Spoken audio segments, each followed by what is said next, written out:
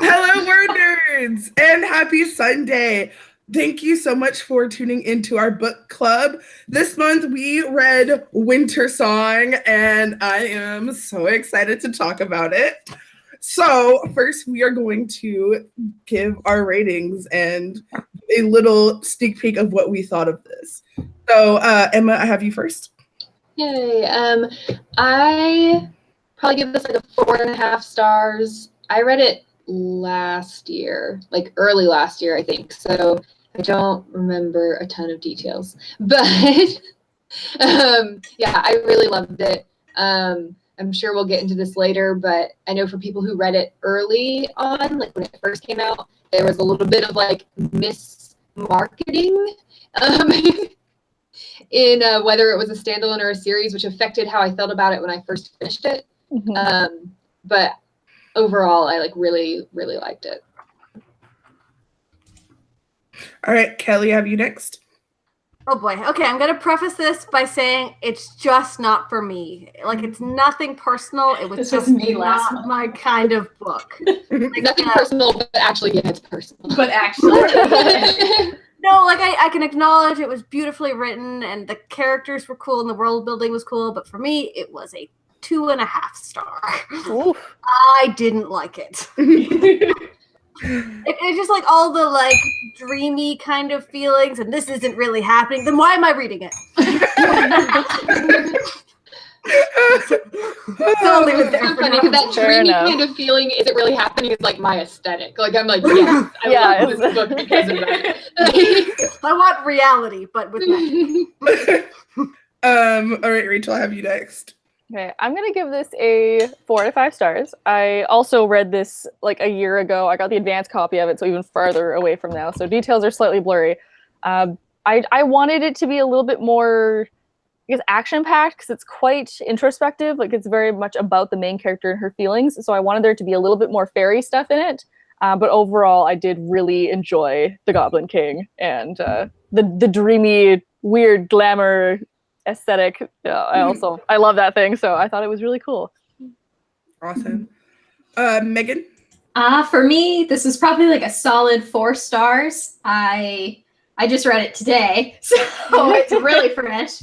And I'm still kind of sorting through all of my feels about it. There were like a lot of things I really liked, but there were other things that I didn't like as much. I struggled with the pacing a little bit, and trope-wise, I struggle with the trope of someone who's really, really, really old falling in love with someone who's very young, which I'm sure we'll talk about because they kind of had like an interesting twist on it. But in general, I enjoyed it. I will probably read the sequel to find out what happens next. It's such a good sequel. I was very impressed with the sequel. The Shadow Song is the second one. Mm-hmm. Yes, do it. Do it. That was the thing when we were talking about like mismarketing. When it came out, I thought it was a standalone, and then at the end, I would have been like, pissed. What the heck is this? I was so mad, and that's what Kyra and I first bonded over, because we were both like, like stand in the corner and think about what you did. Like this is not not okay. But then the sequel came out and everything was fine. I give this book a 2. I did not like this book at all. Okay, so glad I'm not alone. Yeah, I shouldn't say I didn't like this book at all.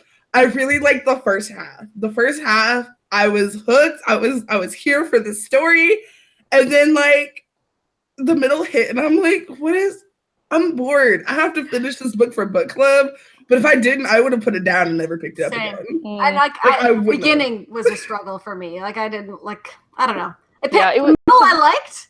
That was me. That was me. The middle's definitely the best part. I think it's the most like not action packed, but it like moves the fastest, I guess. So it's like the easiest part to read. Yeah. The beginning for me was very like. So we're just gonna watch these people live their lives for a while. Then like it was so slow. Yeah. And again, so this is all respect to the book and the author. Very well written, and obviously some people love it. It's just the pacing. Style wasn't for me, I guess. Yeah, it's a I very agree. slow-paced book, especially the beginning. I remember even reading, I think I read like half of it and was like, when is anything gonna happen? Like it was very slow, but Yeah. I also didn't mind it because I'm also German, so it was kind of cool to be like, oh, there Yeah. are German people in this, just like living their lives. Yeah. It definitely was very much like a fairy tale. Like it had that feel the whole way through. Yeah. Which worked for the most part for me. I was just checking to see like when I read it, and I actually read it March 29th and March 30th of last year, so like exactly a year ago. So I read it like in like basically one day, but I had actually updated at page 170 and said that the book was giving me Cruel Beauty meets Labyrinth vibes, which like like that's totally like what I'm into, is like kind of like weird fairy tale, don't really know what's going on. I got huge Cruel Beauty vibes. Like if you're a fan of Rosamund Hodge, you will love this book. Yes. Yeah, it was, I mean, you know, me as the resident, like, fairy queen, like, I love everything that has to do with fairies and glamour and all that kind of stuff. So, like, I love the idea of the Goblin King. Der Erlkönig. I'm probably not saying that right. I'm German and I can't speak German. I'm pretty sure that's right. I listened to the middle part in the audiobook because I was busy and was like, I have to finish this. But I'm pretty sure that's how you pronounce it. Rad, okay. Very impressed right now. Like, okay. Like my mother speaks German and my grandparents speak German, and I know like 5 words of German, and I feel so like unaccomplished. But I can pronounce this right. This is good. But I thought it was really cool, and then especially in the second one, you get more of like the wild hunt, which I really liked, especially. So it's like everything fairy related, I really enjoyed. Like the glamours and the changelings, and like I thought everything was. I very much neat. liked the goblins, like Thistle and Twig. I really liked them. I wanted more of them. Like, can you guys just narrate the whole book for me? Yeah, I would have been into that. I wanted more of the world overall. Like it felt like she mostly just walked back and forth from her bedroom to places, and the world didn't really come alive around her. Like it was just kind of, she's in her room and then she's in his room or the underground, whatever that was. Yeah, as much as I loved it, I think it could have stood to have a little bit more external conflict. Like it's a lot of internal conflict, which is cool, but like maybe just a little bit. It would have at least been like a faster paced book. Yeah, I know that's why a lot of people didn't like it. Like I like made a bunch of my friends read it because I was like, it's so good. But I know that's why a lot of people didn't like it, because they're like, it's so boring. Like we're just in our head all the whole time. But I didn't mind it because I kind of like that kind of thing. But I also felt like, yeah, where's the external conflict? Like it's all her being like, what is real? And like I can't make my music anymore. And I'm kind of like, okay, cool. But, like when's the Goblin King gonna attack something, or when's the real world gonna come burn the witch, or like so. I can be very into the introspective stuff, but not when it's so romance focused for me. And it's just like, we're just gonna think about this dude for a whole book. Well, that was another thing that I kind of was like a little bit annoyed at, was I like the romance kind of, I know they were pushing that was the romance, but I didn't really like feel the romance. It's kind of like, are you gonna do anything? Is this yes, no? We're just gonna look at each other across the room and be like, I feel in his music that he's in love with me, but I'm like, okay, so we're gonna anything? Like we're gonna this go was to just a man like, geek romance. I was like, no, I get that. I think they mentioned like when they were pitching it, I think it was like Labyrinth meets Phantom of the Opera. I think those are the two that they used. I was like, oh sweet, like I love that the music was a part of it. I love both those things. I did not love the book. Fair enough. Well, I like the relationship between her and her brother, between Liesel and her brother, and how they like they're playing music together, and like she couldn't do it, but like he was the one that was like actually playing and like being pushed to be the big one, and like it was like I really liked them together. I also like the dynamic between her and her sister, and like how she never chose her sister. I thought that was really like the family dynamic was very cool. That was really good. Yeah, and then like the crazy grandmother who's actually not really that crazy. Yeah. I don't remember if this is in the first book or the second book, because I read the second book like a month ago. But I think it might be in the second book. But regardless, it adds to her character anywhere. Where she, like the family bar or whatever is struggling, and they only have a little bit of money left. But the grandmother goes and buys like 50 bags of salt to try and keep the goblins out. And they're like, "What are you doing? This is not okay. Like, you don't have any money. Like, what is like?"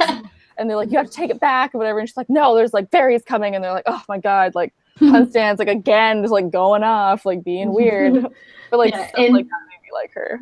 in book one, it was they had this really, really important guy coming so that Joseph could perform for him and audition to be one of his apprentices. And the grandma's like salting everything. Like, we're going to look like we've lost our minds when this guy gets here. You cannot do this right now. And she's like, well, the Goblin King's gonna get in if I don't. Obviously. And I feel like I've just read so many things so many things about that if someone did that right now, I'd be like, yeah, okay. I'm just like, I trust I'm gonna go you. get some salt. Like, I got there's this. so many like worlds where salting stuff is just legit what you do. Yeah, right. It keeps out all kinds of supernatural creatures and like bugs. So it's just like, Especially if it's like an old grandma doing it, I'll be like, all right. yeah, okay. Yeah, We're like, coming, who's got the thing of obviously. salt? Like, can I Let me help? help. Like, Grandma knows something.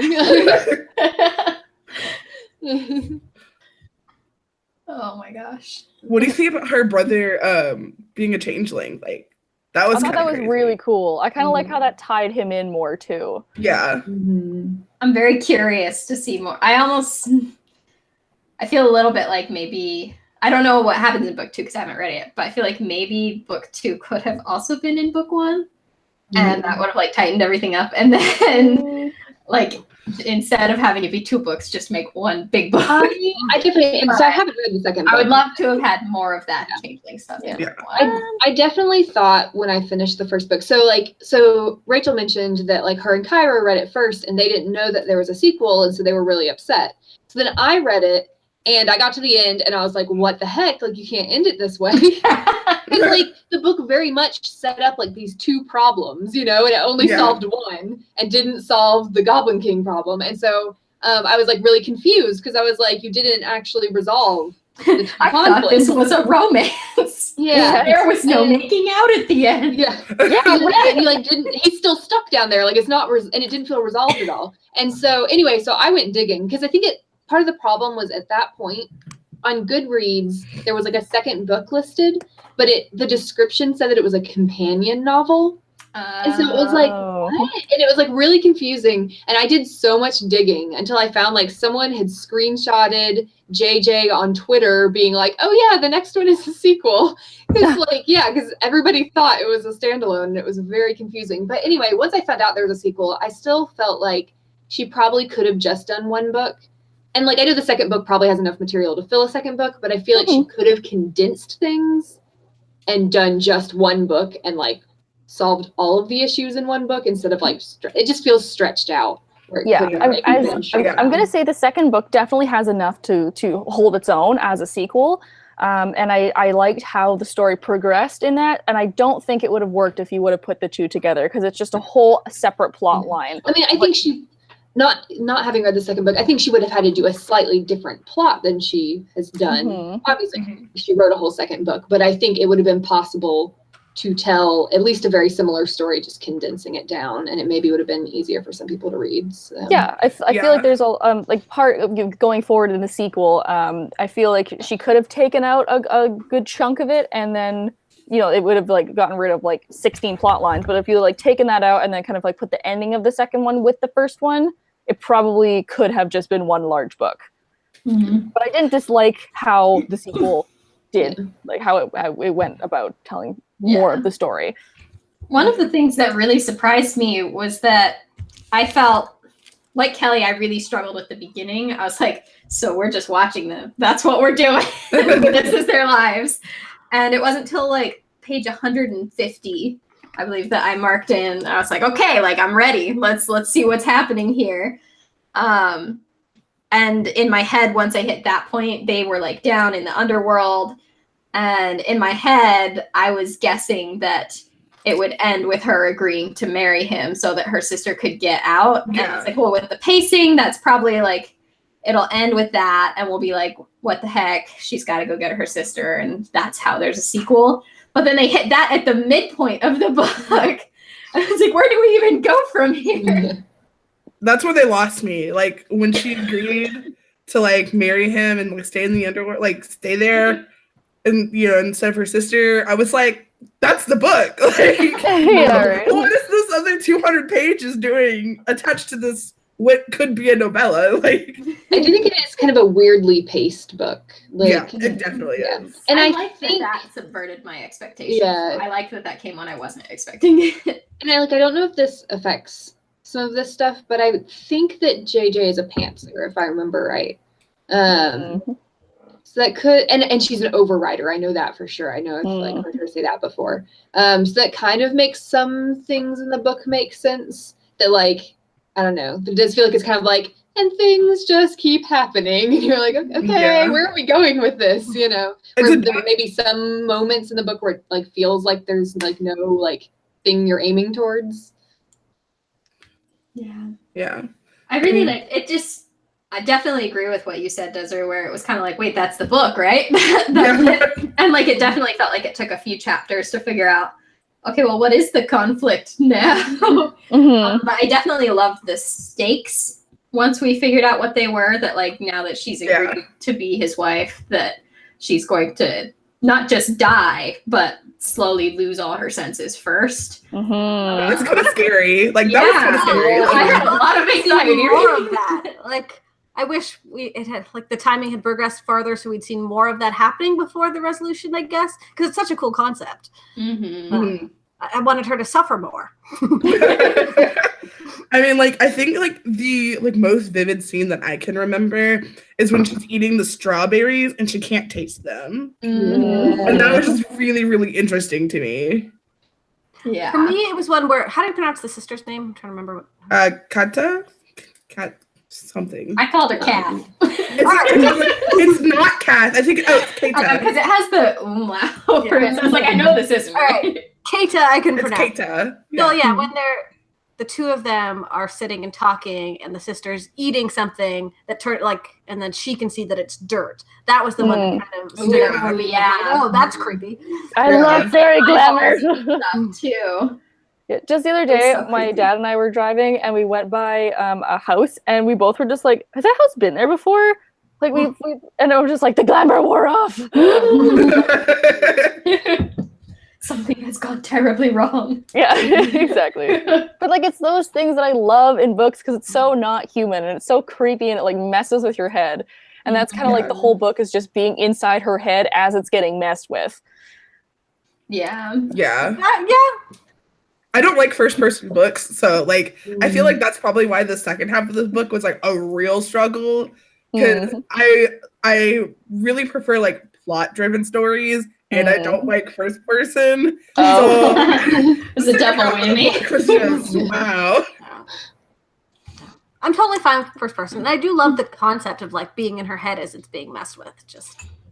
Yeah, well, there's because of that, I liked it, but because of that, there was a couple of points in it where I was very confused on what was actually happening. It did have several moments of wait. Yeah, which is probably when Kelly was like, I don't like things because I don't know if it's real or not. And I'm like, fair, because I was also like, is it, do I feel emotion for it, or do I just not care about it yet, or what's happening? Because there's a point where she's trying to escape, and she's going through all the tunnels, and it's hands coming out and grabbing her, and beetles and weird stuff, and she doesn't know what's what direction she's going, and that was just really strange to read because I'm where what is happening, where are we going?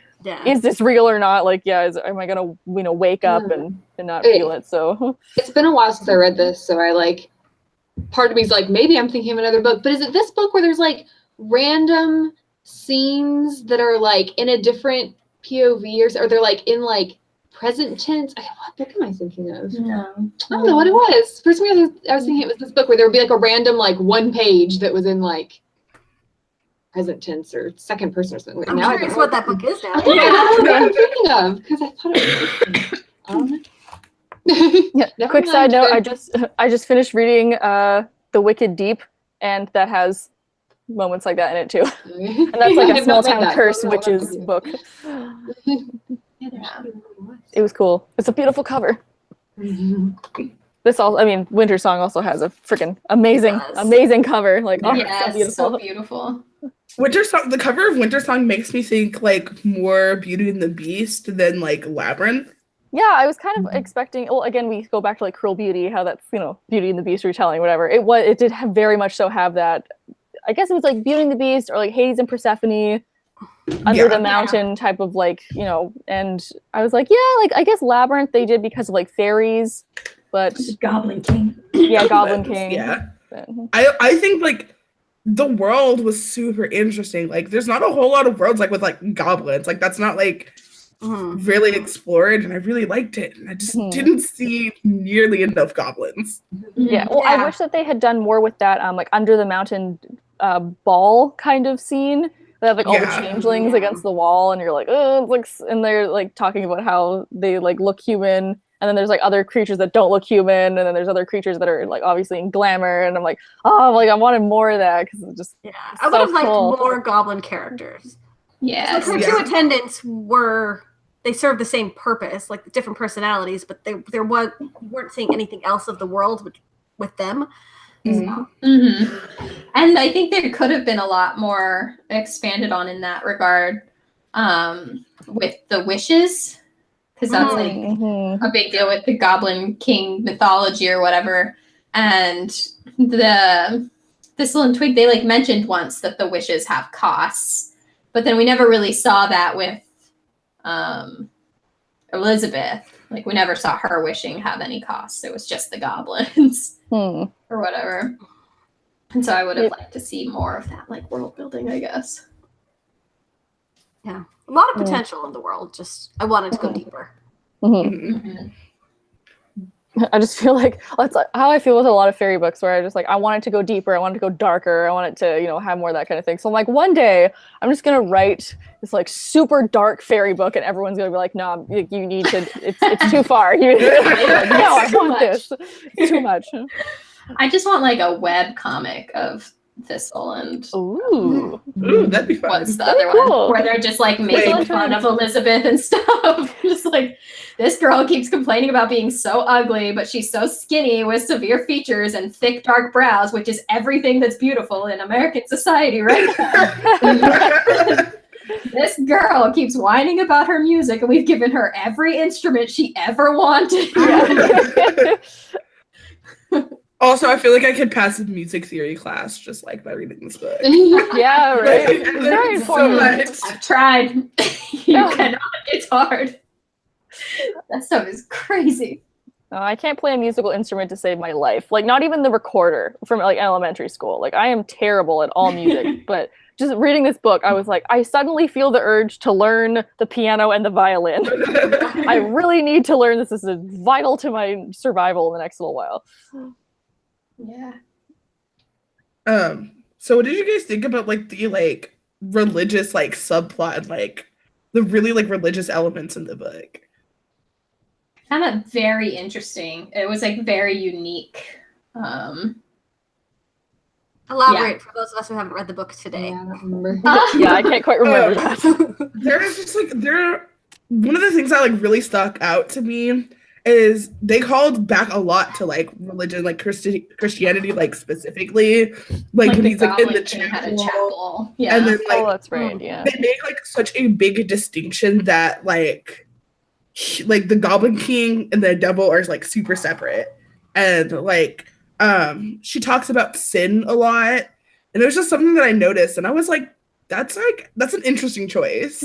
Yeah. Well, I think at the time period, especially in Germany, that would have been very, like, that would have been that all the time. Like, that's your life, especially in smaller towns. I also just realized that in the second book, a lot of it, like, a lot of flashbacks take place in a church with a priest. So, you know, I mean, A+ for Jae-Jones for actually putting that in there and being historically accurate for the religion of the time. But it was also is super interesting that they put religion and fairy lore together, because usually it's one or the other.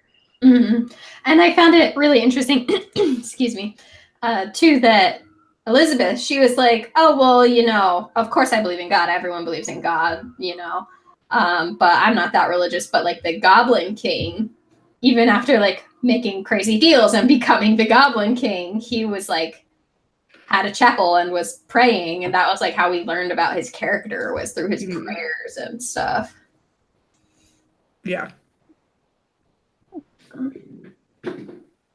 Okay, so for you guys that like really liked it, what was your least favorite part? So Rachel, looking at you specifically. I'm thinking. I'm thinking about what I really disliked, because there was a couple things that I was like, whatever on. I'd probably say the lack of external conflict, and also the fact that they didn't really get together in the end, even though it was very romance driven. Like I kind of kept expecting, the big kiss or whatever, and like it never really happened, so I kind of felt a little bit cheated.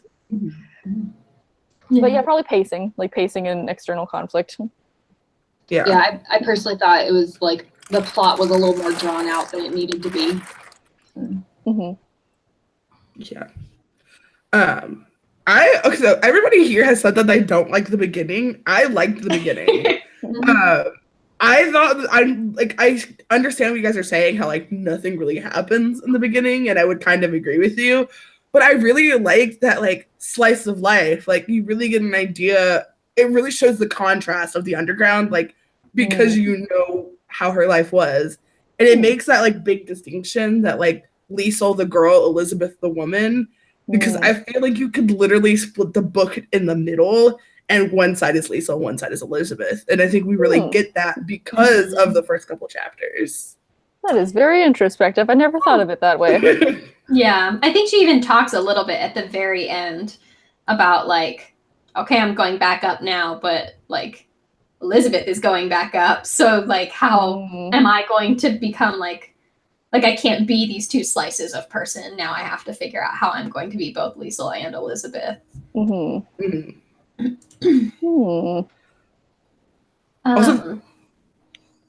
I definitely liked at the beginning, while I did get a little like, are we ever going to move on?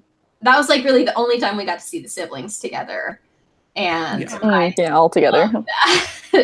I love their dynamic, especially her brother and sister like excluding her. Sometimes I felt like Elizabeth was a little bit of a brat about her siblings. I was like, can't you see your sister is going through a lot of stuff and trying to talk to you, and you're just like, my sister's so pretty, her life is so easy compared to mine. I was like, no, she's going through stuff too. Talk to her. The siblings, you get more siblings in the second book. Yay! One thing that I thought like was interesting, like I really liked Kata, like I really liked her, and it was really interesting because you like see everything from like Liesel's perspective. Like you don't really consider her sister's feelings until like later when she starts considering her feelings, and like it made me really think about how it must feel for her to be the only unmusical one in a family that is completely musicians. Like that must suck. Like her mom can sing, her dad can play the violin and knows music theory. Like she's just like, I like pretty things, so I'm gonna do that. Yeah. I don't know why. I was always just like angry for her from the very early on point. Yeah, because there was also the like not love interest, but like the other dude. Hans. Yeah, kind. What was the deal with him? So like she was betrothed to him, but he was obviously into Liesel. Yeah, was he, though? Liesel was all like, he's not into me. I'm not pretty, but it was like, girl, he's standing real close to you and trying to get alone with you. Yeah. Whereas Kata's all like, I don't want this one. Yeah. But he asked, and I could not say no. That is one thing that has like kind of like confused me about the book. Like, so Liesel is like obviously like was like in love with Hans, right? But and Liesel and Hans are closer as kids than like Hans and Kata would have been. And yet he proposes to Kata, which makes no sense because in the world that Liesel like goes back to after Kata's like taken, she does like kind of like end up with Hans. But like he wanted her because she was like looked chaste and like all this. And I'm like, it doesn't make any sense to me. The only way I could figure it out was that like to me that wasn't real Hans. Yeah.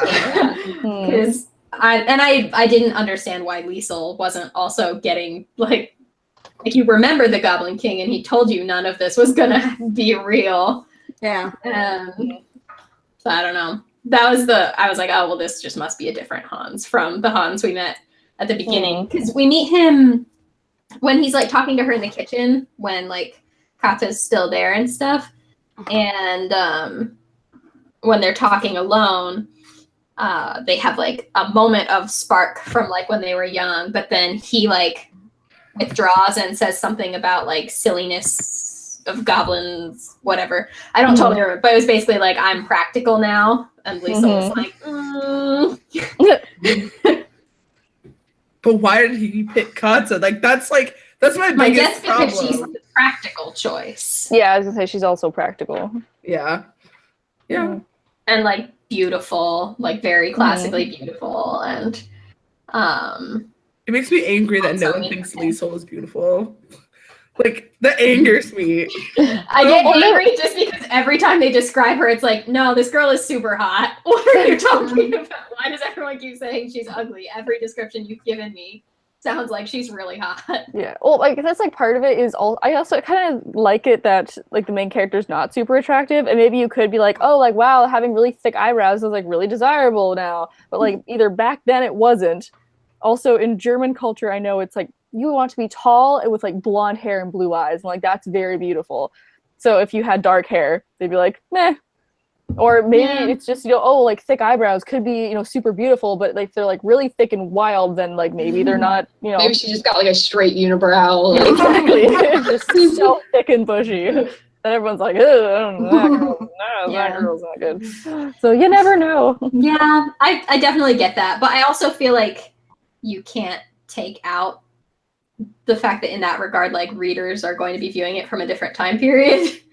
Yeah. And so like, even though back then it wasn't pretty, readers today, like she would be really pretty if you made a movie out of it or whatever. Yeah, so I feel like definitely. you have to show it more. I guess, Yeah. I mean, I don't remember it a ton, but I felt like the description of her felt ambiguous enough to me that I was like, she could be pretty or not. I don't know. I didn't feel like it was like specific enough to be like, oh yes, that is beautiful. Like it didn't say how, like it just said she had thick dark eyebrows, and like we don't know how thick they are. Like Yeah, I think the description has to go strong the other direction. Like you need to make me believe that she's not attractive. Otherwise, she's a YA pretty. Like it's yeah. Well, I feel like everyone was constantly like, oh, you're not attractive, and like even the goblins were like, girl, like so like I feel like Even Hans the was like, no, Goblin like King your was sister's like, so nah. beautiful. Like I really felt like she wasn't really, wasn't actually attractive. Like everyone didn't think so. Yeah, I felt like if it had just been her being like, oh, I'm beautiful, or I'm ugly, and everyone else being like, no, you're beautiful, then I would have like rolled my eyes more. But it was like everybody being like, yeah, she's not that pretty. Yeah. I was like, okay.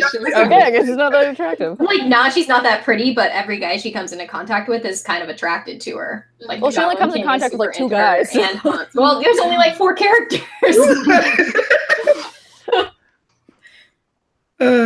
Well, she comes in contact with Hans, who's like, oh my god, your sister's so much hotter than you. And then she comes in contact with the Goblin King, who's like, I finally understand someone that like understands my music, and like I find you like so beautiful. So I'm like, all right, that's fine. We can. Yeah. It's okay. See, I don't know. To me, Hans is like, oh, your sister's so much hotter than you, but I'm gonna get really creepy close to you in the kitchen and kind of breathe down your neck a little. That is true. Oh, man. Like maybe her sister is hotter, but Hans obviously still finds her hot. I mean, does he find her hot, or does he find her like basically desperate enough that she would do anything for him? I guess Probably. Like, is it because he finds her hot, or is it? I don't know. What is Hans's even deal? Right. Don't like him at all. I don't understand. Over. I guess Hans is just kind of there as like a relationship foil, but like, meh, Yeah. I don't need him. I don't like him.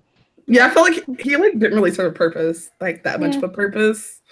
Yeah. I'm very curious about this other dude that Kata's interested in that they mention in the letter at the very end.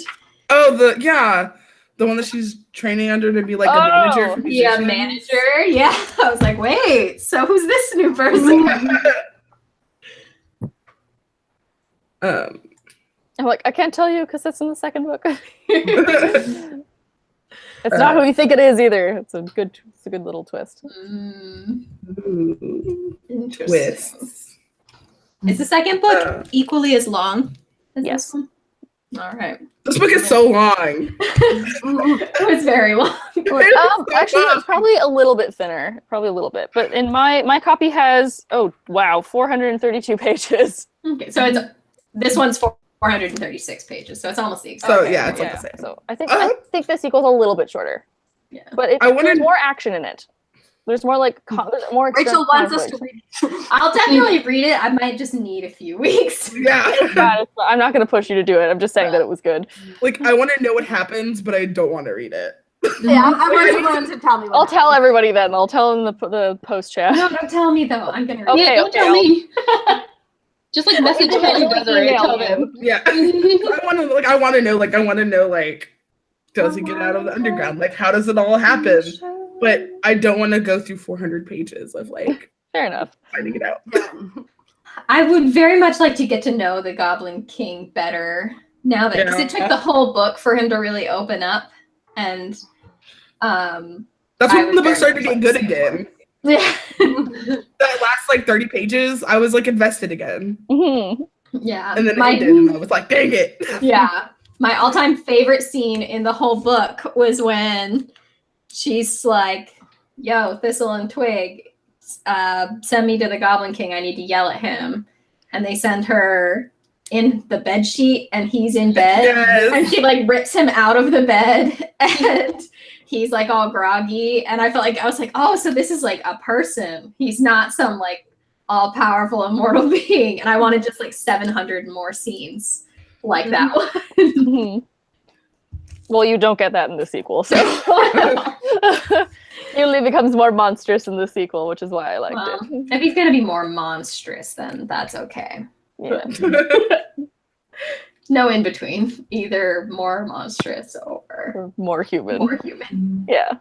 So is it this family that just has connections to the Goblin King? Because I think so. I think it's multiple families or what have you, but I know that family in particular has the grandmother, she was someone that met the Goblin King, and that family kind of has magic in them, and then the brother's a changeling, and so they're kind of connected somewhat to it. Mm-hmm. But I don't. It's and not they live just right them. next to the Goblin Wood. Yeah, which is one the of the Goblin places where Grove. things are. Yeah, Goblin Grove. There's a book called The Goblin Wood, I think. What? Where? What? I need to read this. It's really old. I don't care. Mm-hmm. I like how this book did tie other pieces of goblin lore into it, the Goblin Market. I love that poem. I had to read that poem for my English class my freshman year in college, and so when that poem was on there, I was like, I remember that. I had to I know this. I know that. That's awesome. And then I emailed my professor and was like, guess what? I'm reading a book and talk about this poem that we read. Oh, really? That's cool. What did they say? They said it was cool and that they would read it. And then I'm going to have to email him back and say, don't. Oh. No. I'll let him decide if he likes to read that book or not. Yeah. Oh. Because it definitely is I feel like it's a type of book that will work for some people and it won't be the best for others. As is exhibited in this chat. Possibly the most variable ratings of any book we've ever had. Yeah. I felt so nervous giving something in the 2 range because that does not happen very often. Mm-hmm. Yeah. This book, I had such high hopes. When I started this book, I was so excited. I was like, yes, this is gonna be a 5-star book. I am ready. I am here for it. Mm-hmm. And then after the wedding, it was just woo, downhill. And then the last 30 pages, I was like, okay, we're learning more about him. I want to know more about him. And then it ends, and I'm like, Yeah, well, I definitely like this book, and I mean, I give it 4 stars, but I think I liked it for different reasons than I was expecting to like it. Mm. And so I was expecting it to be, this big, grand adventure story with love and fighting and curses and all this kind of stuff, but it was more introspective and then a bit of a love story and then family stuff. So I was like, okay, I liked it for that, but I think I would have liked it more if it was on the stuff that I was expecting it to be. Mm-hmm. So now I just have to write a book that has to do with all the stuff that I want to read. Yeah. And I think go ahead. You go ahead, Megan. I was gonna say, I think because I was one of the last word nerds to read it, like I knew what everyone else thought of the book, and I knew so I knew it was going to be really introspective. I knew it was a romance. I knew it was going to not end where you would want it to end for a happy ending. And so like having all those things going, and I knew Kelly didn't like it, but Emma and Rachel did. And so like having all those things, it was really easy to just like, I might love this and I might not, and then just like enjoy it for what it was. Oh, cool. I think another reason that I didn't like connect to this book a whole lot is like not only do I not like first person and I like plot driven stories, I don't like stories with a lot of description. Like I like enough description to like set the scene, like know where I am, but I like dialogue. Like I think that's just because I like TV and movies so much. Like dialogue is the best for me. Like when I write, I can write and then look up and see I have like 5 pages of just dialogue. But like, so there were like times where it was like 3-4 pages with no dialogue at all. Yeah, 'cause she's just not even seeing any people. Yeah. And so I feel like there were definitely like, this is a very like beautifully written book.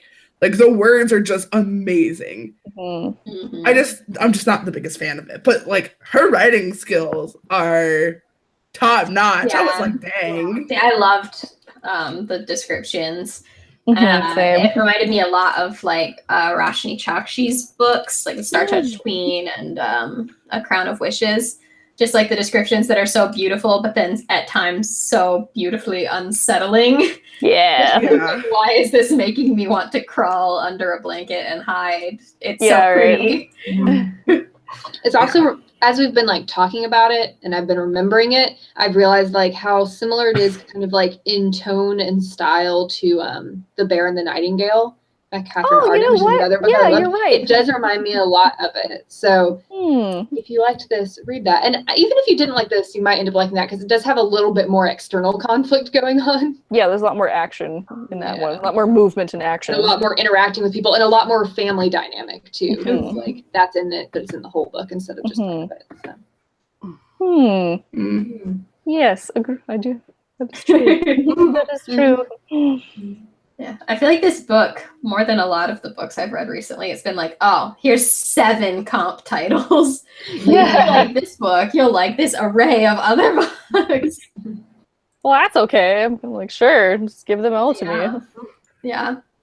This was also a book with an older protagonist, which is cool that I feel like YA is branching out more and kind of taking over the new adult age. Well, and I remember fantasy characters. I was this was after I read after I read Wintersong. I was listening to some old episodes of the Pub Crawl podcast that JJ, the author of this book, does. And I was listening to some episodes from back when she like had recently gotten her book deal and like the book wasn't out yet. And she was talking about it being an adult novel, not a YA novel. So I think it was originally supposed to be released as an adult novel. And so I'm not 100% sure what it was actually categorized as, but I know it was marketed a lot in YA, partly because people know her in YA. So yeah, all the libraries near me have it in the YA section. Yeah. But I think she meant for it to be adult. Yeah. Oh, well, hold on. Is Liesl like, isn't she like 19? She turns 20. She turns 20. Okay, yeah. I think maybe like the whole like extra romancy kind of that, maybe that's why they put it in the YA section. Because I think the writing was mature enough that it probably could have been a regular fantasy novel, but I don't know if it would have done as well. My guess is that it's because of the Court of Thorns and Roses series. They're like fans of that will probably like this, so that one's over there, so we're gonna stick this one over there too. Perhaps. Yeah, I definitely got the vibe that's like these two books, like the Court series and like this book, there are definitely like some similar elements. Definitely steamy. Yeah. AJ can write a sex scene. Wow. They were steamy in very different ways. Oh yeah. Like in my the sex scenes in like this book, I had to like go back and read again because I was really confused. Really? There's a lot of metaphor and yeah, there's a lot. See, I like them in this one way better. Like in A Court of Thorns and Roses, I just like eye rolled at those sexy images. I was like, oh, it's so beautiful. Well, see, like that kind of goes back to the whole description thing, and like how I really love description, and that's definitely what I overwrite all the time is description. But I like reading that too because I like to see every detail of the place, especially when it's like fairy related, and there's going to be some weird things, and it's going to be an alien landscape. I love that kind of thing. So even when it was talking about well, either the actual landscape of it, or if we're talking about some of the romance scenes or what have you, I really liked that because it kind of fit that fairy tale, like storytelling kind of whimsical fantasy ethereal vibe. I'm just throwing out words now. Try and find the right one that matches this. Yeah, this is really interesting. Ellie says in the discussion section that when JJ first wrote and queried the book, it was adult and had a lot more sexy scenes, and that she had to cut back a ton of them, and that for a while you could sign up to receive the cutout scenes on her site. Wow. I think I would have actually liked that more because again, like one of the things I didn't like was that I felt like the romance like didn't really happen until the very end. So I think it would have been nice to have more romance throughout it. So I actually wouldn't have minded, not that I'm like, oh my god, I want all the sex, but like just I wouldn't have minded if it was like a little bit more integrated into that. Interesting. Yeah.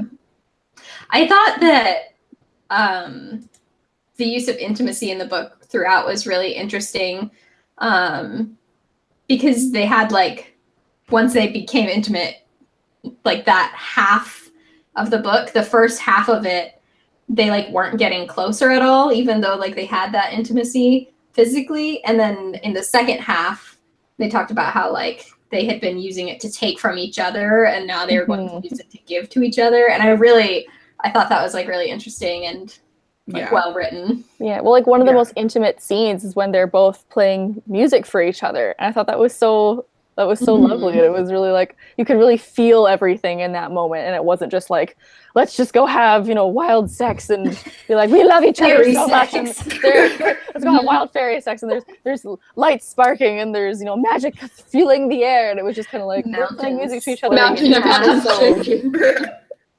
Pretty much, but it was like, oh, we sing to each other's souls with our music and blah, etc. Very lovely. I like when they're playing was like their version of like Truth or Dare, basically. I don't know what it's called, but yeah, like I like that a lot. I thought that was super cute, and it was kind of like a nice like break from like all the like heavy like introspection. For sure.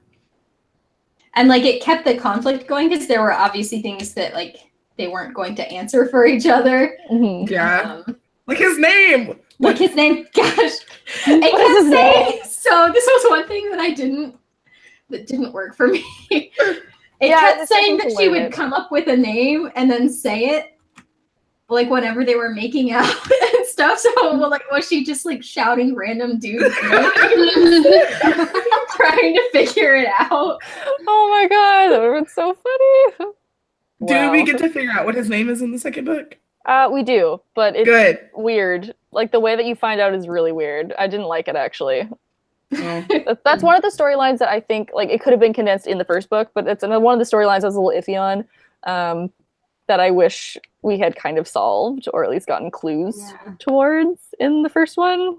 Because there's like, what are their names mysteries? There's only so many ways you can end it. Like it can never be that climactic. Like it's just like my name is Arnold.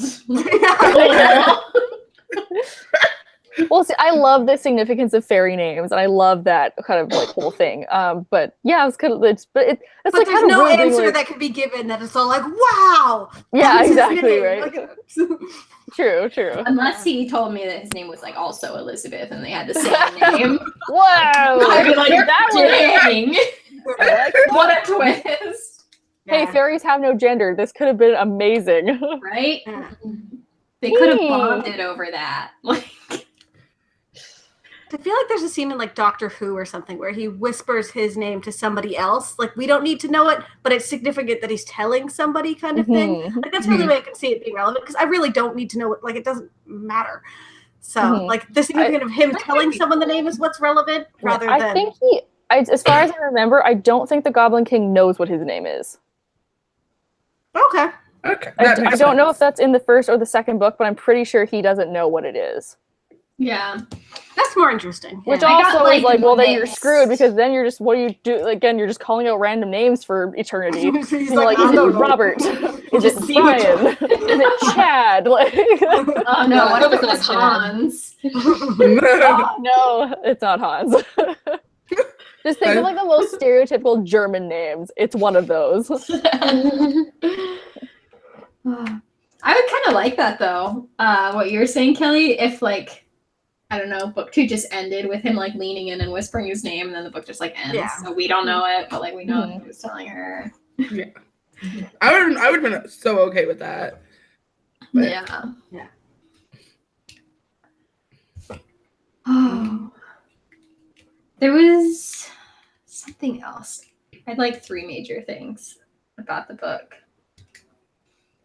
Oh, I would have liked a slightly better or stronger characterization, I guess, of Elizabeth and the Goblin King. A lot of times I felt like I couldn't really predict what either of them was going to do. It was kind of just like I accepted what they did once they did it. So I was like, I don't know. I don't know them well enough to say that this is in or out of character. Yeah. Yeah. I agree. There are definitely some parts like after like Elizabeth was like queen and she was like using like her queenly like powers, where I was like, is this what she would do? But I don't actually know her well enough to say. I don't feel like it's not something she would do. Right. Yeah. Would she? Like when she had told like all the changelings to stop after one bit her, and like she like stepped on their fingers breaking them, and she was like happy about breaking yeah. their fingers. Oh yeah, I forgot about that scene. I was like, wait a second. I was like, I feel like this is Right weird. down 2 notches, Elizabeth. Yeah, like, whoa there, Liesel. Yeah. And similarly, she's talking to the changeling child or whatever who like brings her the things that Katha is leaving for her. And to me, like the second the changeling gave her the first like dead flowers and was like, your sister left these for you, it was like, give this changeling a letter to leave for your siblings. Like, how is this not the first thing you're thinking of? And she didn't think of it until the changeling offered it. And then instead of being like, can you send them a message? Her first thing was, take me there. So I was like, I felt like there should have been, like that could have been external conflict, I guess, if that had been spread out longer, like her trying to send messages through this changeling and then eventually herself. But I was like, what, your first try is going to be you following this changeling to the top? Go big or go home. Like. Yeah. I think a lot of the plot, I don't know how it would work within the current structure of the story, but a lot of the plot lines would have benefited by spreading them out and kind of interchanging. So, because it felt like figuring out all of the past Goblin Queens was a section, and then trying to get to the surface was a section. So, like, doing a little bit of each might have been a little bit more interesting.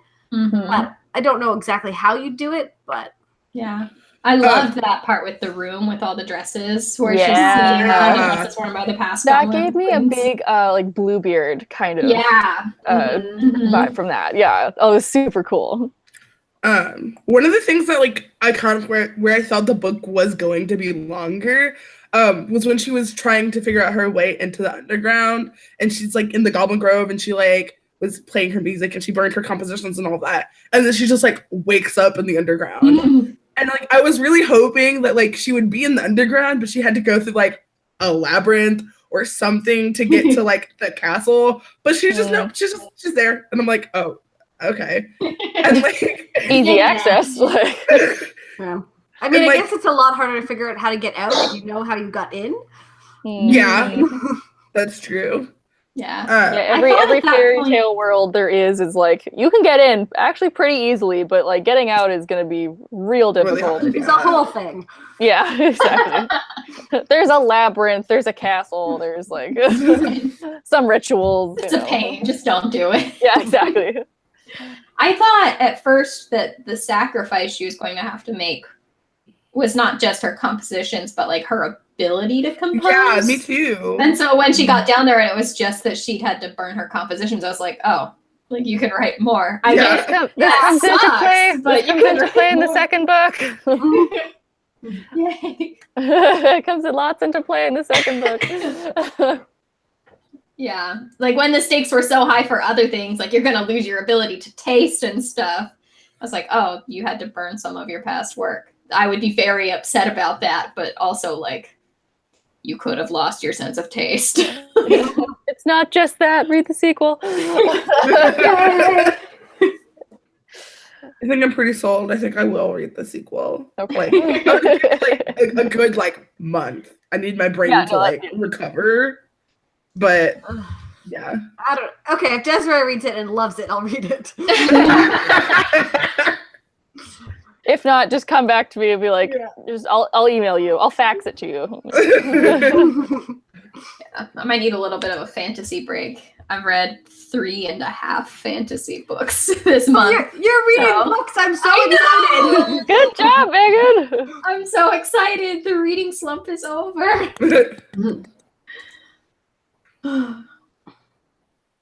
I feel like I could only read fantasy novels because I tried to do a contemporary and I was so bored.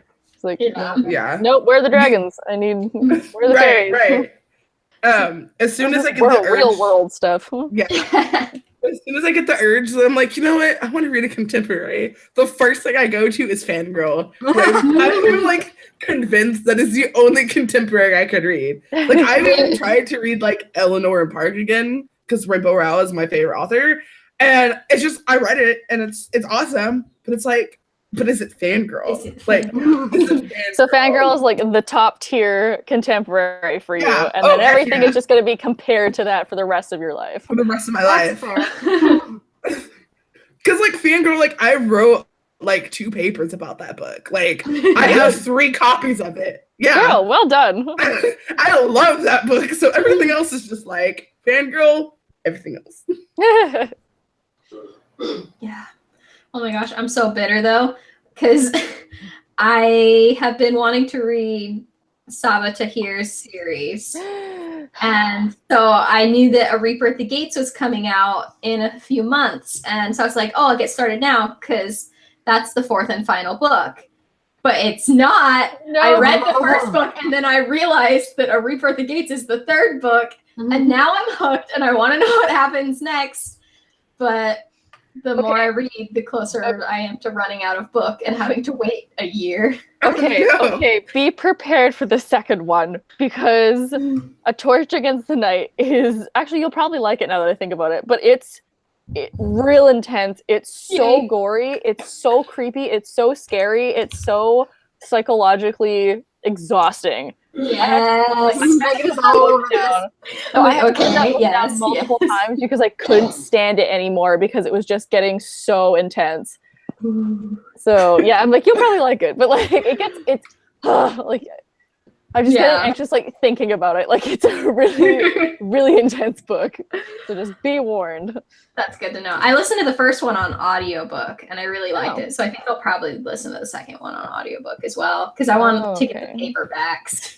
I'm gonna have to wait 3 years to get all of those. Actually, did you like Laya in the audiobook version? Yeah. I didn't think that the voicing of it or her character? No, just her as a character. I'm interested to see how hearing it would be different than reading it. I liked her as a character, hearing it in ways that I don't think I would have if I had read it on the page. I think I would have gotten more frustrated with her, but with audiobooks, I'm less critical. Okay. Because I really don't like Laya. So maybe maybe I'll have to reread them because I haven't read them in a long time. So maybe I'll reread them and maybe I'll like her more. But just from reading it, I was I like Elias a lot though. Yes, and Helene. Oh my god, Helene. Oh, my baby Helene. All right, sorry, back to original. Back to diverted. So I'm gonna guess that we're pretty much done talking about WinterSong, and we've been going for about an hour. Do you guys have anything else that you want to say, or are we good to call it? Any final questions or comments? Thoughts, comments, concerns, bank account numbers. Sorry, what was that last one? Nothing. That's what my theater teacher used to say all the time. Nice. Yeah, if you like Renee Audier, Rosamund Hodge, Roshni Chokshi. Definitely read WinterSong. I think you will probably like it a lot. Or if you like WinterSong and you're watching this chat because you read WinterSong, read the other authors. Yes. I liked it. It was good. Yes, it was a cool book. Actually, it would be good for spring because Yeah. it's that whole like coming out of winter. Yeah. Buy a ton of strawberries and eat them and read this book. I have like 2 cases in my fridge, and I'm very German excited. sausage. Yes. I'm not gonna say that I liked this book. I enjoyed reading it. Truly enjoyed reading it. So I think that's all you can really ask out of, reading a book. If you enjoy reading it, regardless of what your final opinion is. I enjoyed discussing it with you guys. Mhm. Yes, it was a good discussion. It was a very good discussion. All right. Thank you so much for joining us for this live chat. We will be back next week with a write-in, Yeah. right? Yeah, to Yep. start Camp Nano. Cannot already believe that it's April. It's kind of Oh, crazy. my god. Why? How? But we will see you all throughout the week with our daily videos. Bye. Bye. Bye, guys.